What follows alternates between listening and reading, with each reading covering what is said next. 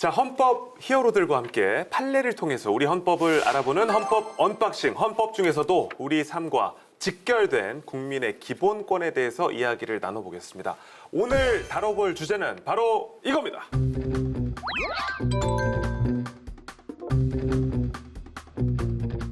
헌법 제17조 모든 국민은 사생활의 비밀과 자유를 침해받지 아니한다.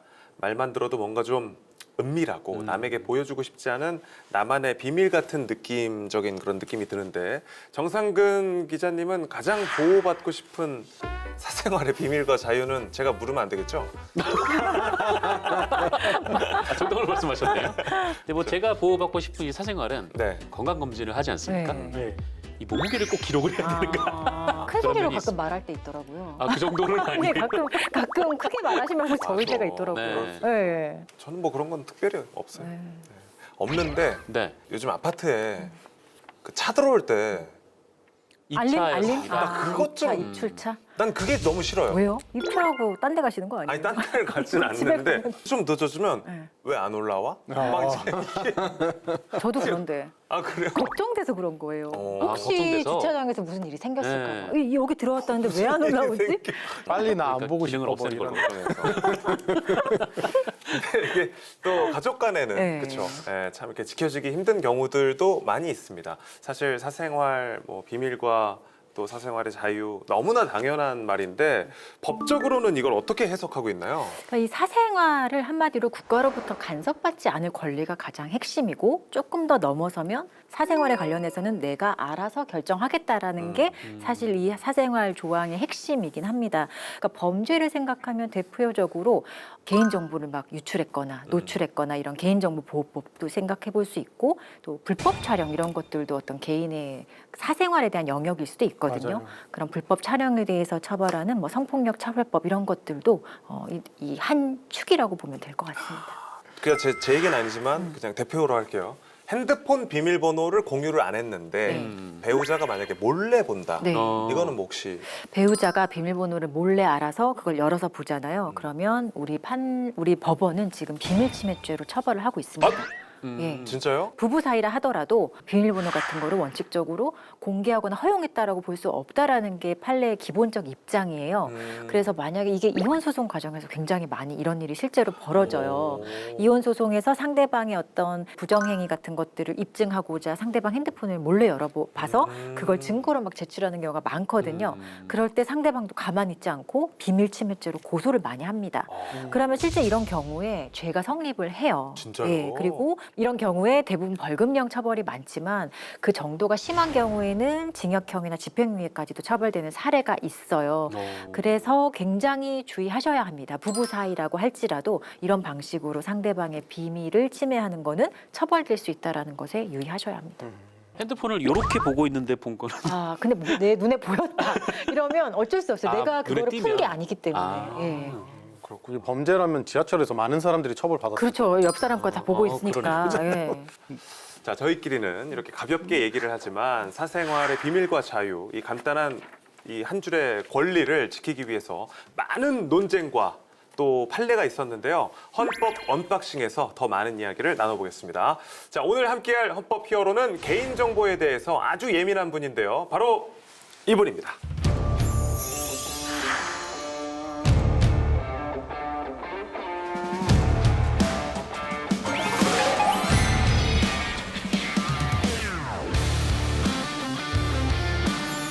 전 헌법학회장이자 헌법재판소 헌법연구위원, 개인정보보호위원회 위원으로 활동을 하셨고요. 현재 아주대학교 법학전문대학원의 권건보 교수님을 스튜디오에 모셨습니다. 안녕하십니까?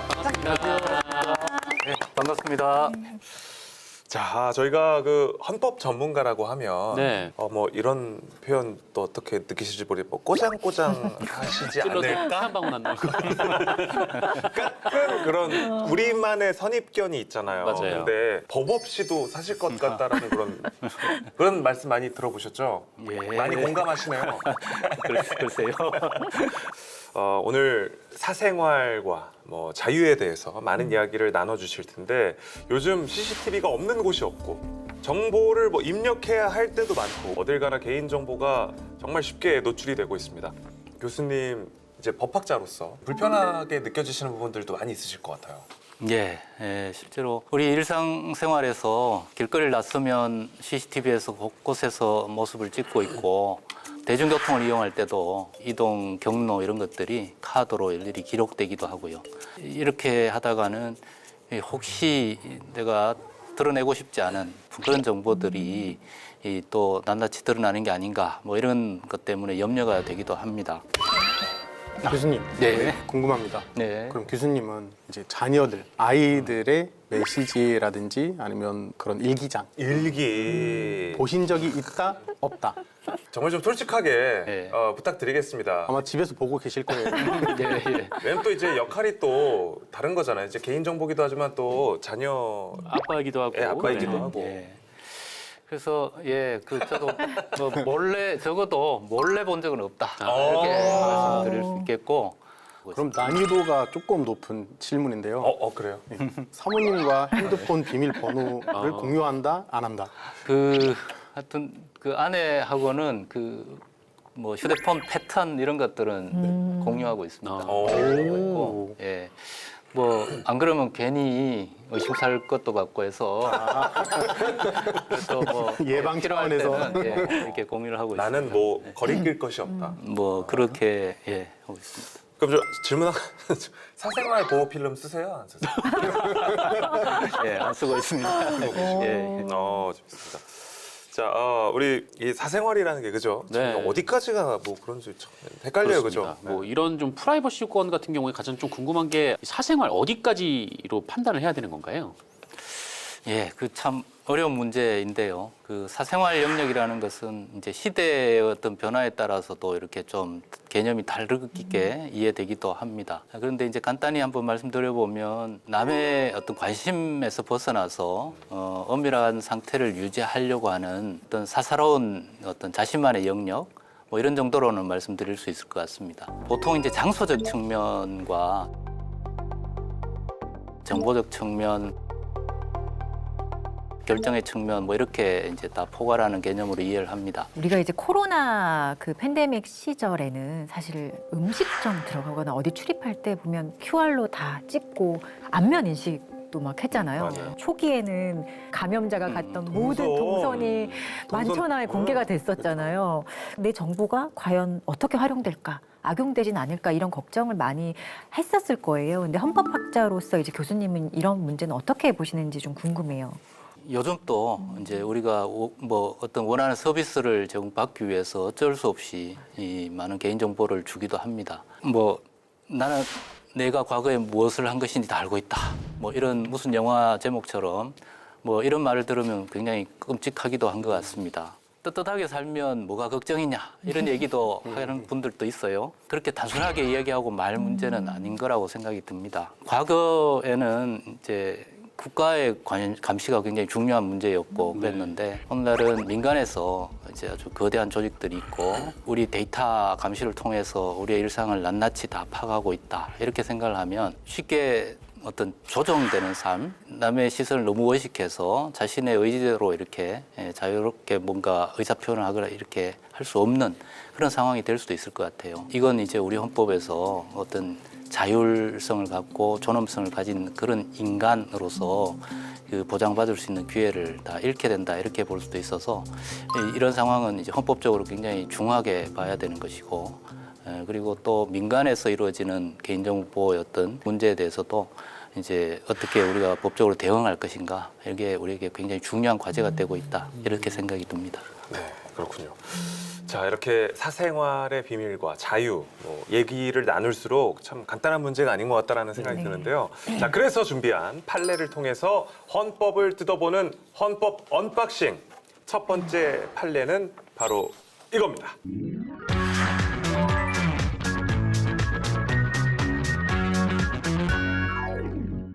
사급 이상 공무원의 병역 면제 사유 질병을 공개하는 것이 개인의 사생활 비밀을 침해하는 것이냐 아니냐를 다룬 판결인데요. 네. 2005년 11월 국회 별정직 4급 공무원인 정땡땡 씨는 실명으로 인해서 병역 면제 처분 사실을 이제 법률에 따라 신고를 합니다. 당시 이제 공직자 등 병역 사항 신고 및 공개 법률에 따라서 이 내용이 관보와 인터넷에 구체적인 어떤 질병명까지 공개가 되어 있는데요. 이런 것들이 이 신고 의무자의 사생활의 비밀을 침해할 뿐만 아니라 또 공무원이 되는 기회나 공직 후보자 출마 기회를 박탈하고 있다라고 주장하면서 헌법 소원을 제기한 내용입니다. 야, 이 일반 직장인은 아니고 4급 이상 공무원에 한해서 적용되는데요. 우리 기자님 어떻게 생각하세요?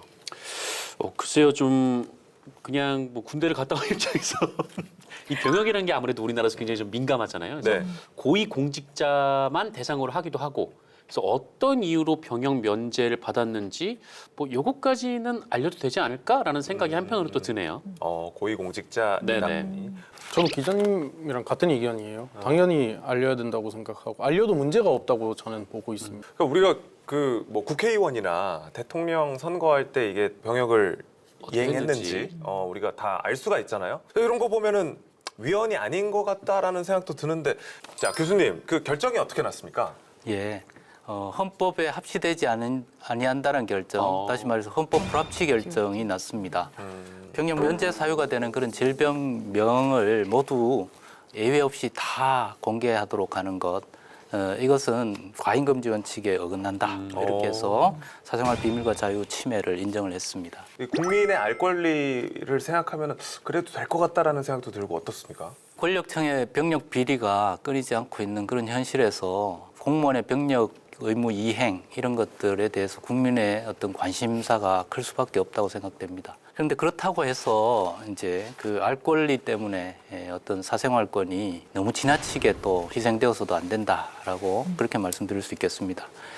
헌법재판소도 부정한 병력 면탈을 위해서 공직자의 병력 사항을 공개하는 것이 필요하다는 건 인정을 했습니다.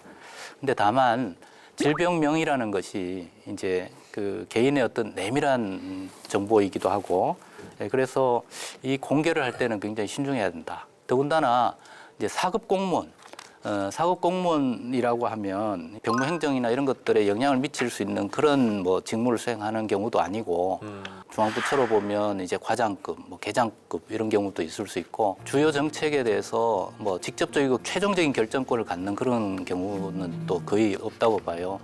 그래서 어떤 경우에는 또 아주 평범한 직장인 정도로 이렇게 인식되기도 합니다. 아무리 병역 면제자라 하더라도 그 사람이 평소에 과거에 어떤 질병을 앓았는지 이런 거를 예외 없이 다 공개하도록, 그것도 인터넷으로 이렇게 공개하는 것은 너무 심하지 않느냐, 뭐 그런 측면에서 과도하다고 봤습니다. 교수님, 그렇다면 양육비를 지원하지 않은 부모의 이렇게 신상 공개를 예. 하는 것도 프라이버시권을 침해하는 것이 아닌가요? 양육비를 이제 부담하도록 이렇게 심리적으로 강제하기 위해서 네. 이 신상을 공개하는 그런 수단이 많이 활용이 되고 있고, 네. 뭐 배드파더스 이런 사건에서는 민간인이 그걸 이제 인터넷에 공개를 했던 그런 사건이죠. 네, 그래서 명예훼손이다 이렇게 해서 이제 처벌받은 그런 사례도 있습니다. 근데 이제 그것이 그래도 그런 부모들을 좀 공개를 해서 양육비를 부담하도록 하는 것이 필요하다라는 국민적인 정서도 있고, 이렇게 해서 법을 만들었습니다. 부모의 성명, 직장명 같은 그런 신상 정보는 공개할 수 있도록 했죠. 물론 이런 부분들이 개인의 인격적인 요소들이나 정체성에 관한 사항을 담고 있기 때문에 본인의 의사에 반해서 이렇게 공개를 하는 것은 이건 이제 프라이버시권, 사생활권을 제한하는 것이다라고 볼 수는 있습니다. 근데 이제 우리 모든 기본권이 그렇듯이 프라이버시권도 이게 절대적으로 보장되는 것이 아니어서 공공복리를 위해서 제한한다든가, 또는 이제 타인의 어떤 기본권을 보장하기 위해서 제한한다든가, 이런 것들은 헌법적으로도 허용이 되고 있습니다. 다만 이제 그 법률의 근거가 있어야 되고, 그 목적을 달성하는데 필요한 정도 범위 내에 거쳐야 된다, 뭐 이런 단서가 있는데, 그런 측면에서 봤을 때 이렇게 전화번호나 얼굴 사진이나 집 또는 근무지의 동호수까지 아주 세세한 그런 정보까지 공개해야 되는지는 좀 저도 의문을 갖고 있습니다. 아니 이제 딴 얘기지만 어렸을 때는 성적표 막 아, 뒤에다가 등수대로 붙이고 막 네. 공개 요즘은 상상도 할 수 없는 네. 일이잖아요. 맞아요. 예, 예전에는 막 다 그런 일들이 있었잖아요, 그죠? 맞습니다. 네. 우리는 뭐 육성회비 뭐 이런 세대까지는 아니지만 더 옛날에는 뭐 그런 일도 있었다면서요, 그죠? 저도 그렇게 들었습니다.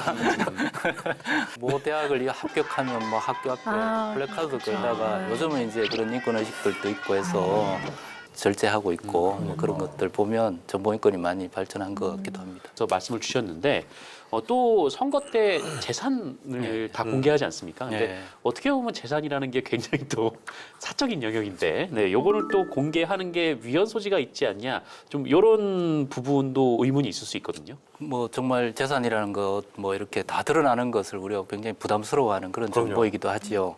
특히 본인 재산뿐만 아니라 이렇게 재산 등록 대상에서는 배우자나 직계 좀비속 이런 사람들의 재산 상황까지 이제 등록 대상이 되고 있고, 그런데 이 공직자는 주권자인 국민으로부터 위임받은 권력을 행사하는 그런 사람들이기 때문에 그것을 어느 정도 감수를 해야 되는 부분도 있다고 생각됩니다.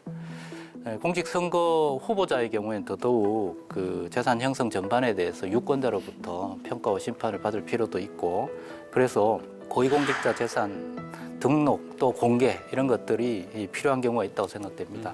관련 사례가 하나 있는데요. 그 헌법재판소가 합헌 결정을 내린 사례입니다. 금융감독원의 4급 이상 직원의 재산 등록 의무화에 관한 판단이었습니다.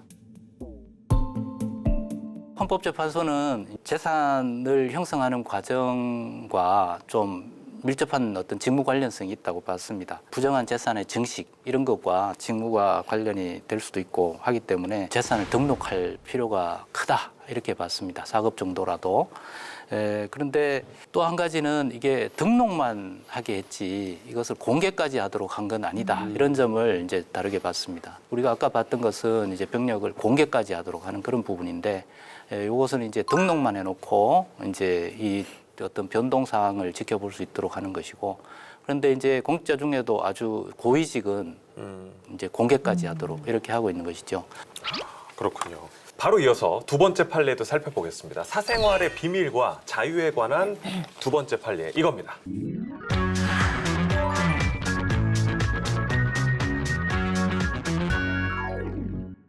이번 판례는요, 어린이집 CCTV 의무화 관련된 헌법재판소의 결정 사안인데요. 2015년 어린이집 아동학대 근절 대책으로 영유아 보육법이 개정이 되어서요, 어린이집 CCTV 설치를 원칙적으로 의무화하고 또 보호자로 하여금 그 영상 정보를 열람할 수 있도록 했습니다. 그런데 이에 대해서 어린이집 원장과 또 어린이집 교사들은 사생활의 비밀의 자유와 개인정보 자기결정권이 침해된다고 주장하면서 헌법소원을 제기한 사건입니다. 네. 이제 당시에 어린이집 아동학대가 사회적으로 문제가 되면서 논란이 컸기 때문에 다들 뭐 어떤 결과가 나왔는지는 잘 아실 거라고 생각이 듭니다. 부모로서 CCTV가 있다고 하면 아무래도 확실히 안심되는 건 있잖아요. 이게 그 관련 뉴스가 나올 때, 그런 뉴스가 나올 때 이제 CCTV가 있다는 생각이 좀 안심되는 측면은 있죠. 근데 그게 보여달라고 하기 굉장히 어려워요. 맞아요. 보여달라고 하는 순간 약간의 보이지 않는 신뢰관계가 이미 파탄이 깨지는 된다. 그 이후 거를 다녀야 예상하고, 되는데. 그래서 굉장히 저는 있어도 부담스럽다고 생각합니다. 저는 CCTV 의무화가 정당하다고 생각합니다.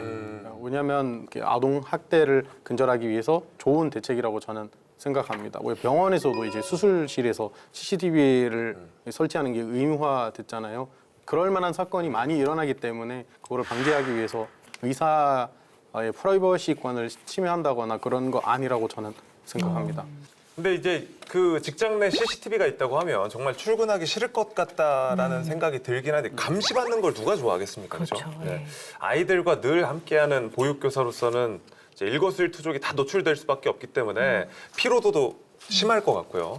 보육교사들의 입장도 충분히 이해가 좀 되죠? 네, 그렇죠. 이게 어쨌든 이 보육교사들도 자기의 어떤 직업 활동을 하고 있는 상황인데 그 모든 사항이 녹화가 된다는 것이고, 이 아동의 보호자들이 이제 희망할 경우에 내 얼굴이 나와 있는, 내 행동이 나와 있는 그 영상 자료를 제공을 해야 되는 게 의무화가 되어버린다면 사실 업무 수행하는 과정에 있어서 조금 위축되거나 굉장히 좀 뭐랄까요, 편안하지 않은 상태에서 직업 활동을 해야 하는 그런 제한이 있기 때문에 프라이버시 침해라고 생각할 여지는 사실 굉장히 높다고 저는 생각이 돼요. 네, 그렇군요. 교수님, 헌재에서는 합헌 결정을 내렸습니다. 예. 아동학대 방지를 사생활 침해보다 더 중요하게 본다는 의미일까요? 뭐 어떤 의미일까요? 그 아동 학대와 안전사고 예방 이런 목적을 갖고 있는데 개인의 어떤 생명, 신체 안전이라는 건 굉장히 중요한 공익적 가치가 있다고 봅니다. 그에 비해서 사생활의 어떤 비밀, 이런 자유 이런 것들은 그에 이제 미칠 정도의 어떤 중요한 것은 아니다. 이렇게 봐서 아동의 어떤 안전을 확보하는 그런 부분을 더 이제 중요하게 본 것이죠. 저희가 지난 헌법 시간, 첫 헌법 시간에 배웠지 않습니까? 네. 과잉 금지의 원칙. 네, 이 과잉 금지 원칙에 따라서 피해는 최소화하도록 해야 합니다. 보육교사들의 사생활 침해를 최소화하기 위해서 CCTV 말고 또 다른 수단을 강구할 수도 있지 않을까 싶은 생각도 드는데요. 이에 대해서 헌법재판소는 어떻게 판단한 건가요? 보통 피해를 입은 아동이 자발적으로 이제 신고를 하고 하면 적발이 되고 예방할 수 있지 않겠냐 이렇게 생각을 할 수 있지만 영유아의 경우에는 0세에서 6세 미만의 어떤 아동이고 그렇기 때문에 의사 표현이나 이제 상황 판단이 이렇게 미숙한 편이기도 합니다. 그러다 보니까 이게 학대를 당했다라든가 이런 걸 판단하지 못해서 신고를 하기도 어렵고 뭐 그렇기 때문에 그런 자발적인 신고에 의존하기도 어렵다고 봤습니다. 또 이제 피해를 최소화하기 위해서 이제 또 다른 어떤 이제 장치들도 좀 마련하고 있는데 우리 영유아 보육법에서 네트워크 카메라라는 게 있죠. 이건 실시간으로 이제 정보를 전송하는 그런 네트워크 카메라 설치는 금지를 했습니다. 그리고 영상 정보를 저장할 때 녹음 기능은 사용하지 못하도록 하고 있습니다. 그리고 이제 학부모들이 전원 이렇게 설치에 반대를 하면 이 설치를 안 해도 되는 그런 어떤 그 가능성도 열어뒀다. 뭐 이런 점들을 고려해서 악용되었을 때 생기는 어떤 부작용은 최소화하고 뭐 이렇게 했기 때문에 피해의 최소성이나 이제 이런 것들을 갖추었다. 그래서 과잉금지 원칙을 어기지 않았다. 이렇게 봤습니다. 네. 변호사님, 저한테 물어보는 거. 예. 그런데 이 상황에서 어린이집이라고 해도 그게 이제 보육교사에게 직장이잖아요. 그러면은 이제 어린이를 보호한다고 말을 하지만 이것을 악용해서 이제 직원들을 감시하는 이렇게 수단으로 악용될 수 있지 않아요? 그러니까 공개된 장소에는 사실 법률에서 정하는 예외 사유가 아니면은 원칙적으로는 이 CCTV 설치를 할 수 없습니다. 그런데 어떤 경우에 허용이 되냐면 법령에서 구체적으로 이제 가능하다고 딱 규정하고 있는 경우, 또 아니면 범죄 예방이나 수사를 위한 경우, 그리고 시설의 안전 및 관리, 화재 예방, 여기가 이제 항상 해당을 되는 거예요. 왜냐하면 직장의 최고 감독자라든지 주인 같은 경우는 시설 관리를 위해서 설치했다. 라고 얘기할 수 있고, 이런 경우에는 내가 촬영은 누가 하고 어디까지 촬영이 되고 촬영 시간은 어디입니다. 그리고 책임자의 연락처는 이겁니다. 라고 딱 기재만 하고 고지만 하면은 가능하도록 되어 있어요.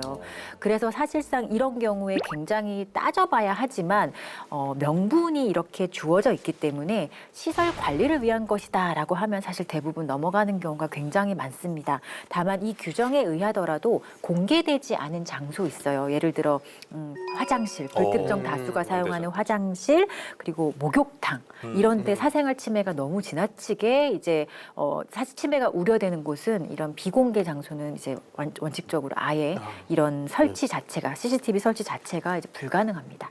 헌법학자로서 또 이 같은 문제는 어떻게 보십니까? 예, 그 직장 내 어떤 감시 이런 것들이 뭐 이렇게 헌법적인 문제이기도 하고 노동법적인 이슈가 되기도 합니다.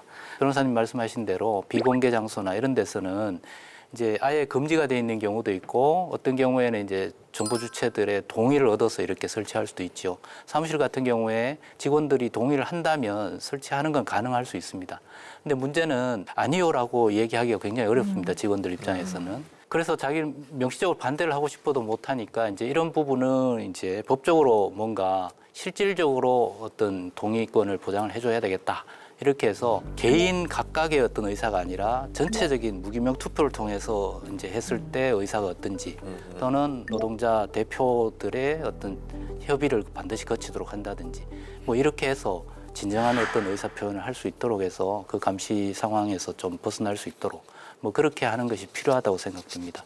근데 아직 이런 것들이 의무화되고 있지 않아서 좀 문제가 되고 있습니다. 네, 그렇군요. 자, 이렇게 헌법이라고 하면 먼 얘기처럼 생각이 되지만 이렇게 따져보면 우리 생활 곳곳에 정말 많은 영향을 미치고 있는 게 또 바로 헌법이기도 합니다. 헌법학자로서 헌법에 관심이 생긴 우리 시민분들께 한마디 해주신다면 어떤 이야기 해주시겠어요? 예, 그 우리 헌법은 특이하게도 이제 사생활의 비밀과 자유, 이제 프라이버시권을 명문으로 규정을 하고 있습니다. 그렇기 때문에 좀 더 강하게 보호될 거라는 기대도 갖고 있는데 자유와 인권 이런 건 그저 얻어진 것이 아니라 역사 속에서 많은 희생을 치르고 얻어낸 것이죠. 그 가치가 굉장히 소중하다라는 걸 인식할 필요가 있다고 생각됩니다. 우리가 일상생활에서 개인정보를 편리하다는 이유로 뭐 이렇게 습관적으로 이렇게 제공을 하고 아무런 그 어떤 고민 없이 동일한에 체크하고 뭐 이런 경향이 있는데 자신의 권리와 인권 이런 것을 지키려는 그런 자세를 견지하는 것이 꽤 필요하지 않을까 그런 생각을 해봅니다. 너무 그 따라가는 경향이 좀 있기도 있는 것 같아가지고 네. 그냥 동의 안 하면 가입이 안 되는 게 너무 많아서. 그래서 이제 법을 고쳐서 우리가 선택할 수 없는 건 마케팅 동의밖에 없다고. 요즘은 이제 선택 뭐 이런 것들을 네. 구분하게 해놨죠. 필수 선택. 예전에는 그런 걸 뭉뚱그려 했는데 네. 이렇게 하고 있는 것은 이제 발전이라고 할 수 있는데 그래도 필수적으로라고 동의해야 되는 안이 여전히 많이 있죠. 사실 그런 부분들은 이제 좀 여러 가지 개인정보보호위원회라든가 뭐 법령 개정을 통해서라도 그런 것들을 점차적으로 이렇게 개선해 나갈 필요가 있다고 생각됩니다. 전국의 많은 그 부부들에게 이 부부간에는 핸드폰 비밀번호를 공유하는 게 맞습니까? 안 하는 게 맞습니까? 그 뭐 개인정보나 프라이버시의 어떤 소중한 가치를 생각하면 사실은 전문가로서. 예, 공유를 하지 않는 게 좋다고 생각됩니다. 네, 여기까지만. 이 얘기를 이렇게 전문적으로 다루게 될 줄 몰랐네요. 또, 이제 또 전문가의 이야기를 또 네. 들어야지. 이제 히어로를 보시고 네. 이제 활용하시면 저는 아니지만 저도 권위 있는 권위 분이, 있는 분이 말씀해 이야기를 주시면. 해주시면 좋겠다. 네. 함께 해주셔서 고맙습니다. 아유, 네, 감사합니다. 네. 감사합니다. 감사합니다. 끝이 너무 개운하네요. 네. 고맙습니다. 네, 감사합니다. 감사합니다. 수고하셨습니다.